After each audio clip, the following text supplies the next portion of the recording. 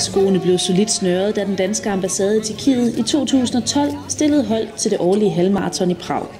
På det omkring 30 mand store Team Danmark var både ansatte på ambassaden, medarbejdere fra danske virksomheder i Prag og også tilrejsende danskere. En af dem var Anne-Marie Zink, og hendes målsætning var klar. Jeg ville lykkes, hvis jeg kom under 2 timer, fordi det har ikke været længe. Men bare komme hjem og komme til fest bagefter. Efter de sidste forberedelser mod det kølige vejr gik starten. Og de danske deltagere kunne sammen med over 10.000 andre løbere, nogle sjovere klædt end andre, sætte den ene fod foran den anden, alle 21 km igennem Prag. Løberne var dog ikke de eneste i gaderne. Langs hele ruten stod der nemlig tusindvis af tilskuere, tæt sammenpresset, for at følge maratonet og tiljuble topløbere.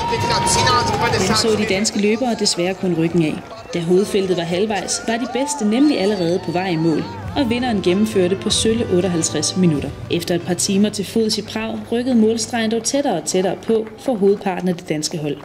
Og de kunne til sidst stille løbeskoene efter et velgennemført maraton. For Anne-Marie Zink endte det med en tid på 2 timer og 1 minut. Det er dejligt. Jeg synes, det var et fint løb. Det var ikke så... Det var egentlig først sådan hen omkring 17-18 km. Jeg synes, at det var lidt hårdt. Men der mødte jeg så en fra det danske hold, så havde jeg håbet, at vi kunne hive hinanden i mål. Men det kunne vi ikke, for han skulle ned og gå, og jeg skulle ud. Det skal hun forhåbentlig også næste år, for der er igen halvmaraton i Prags gader.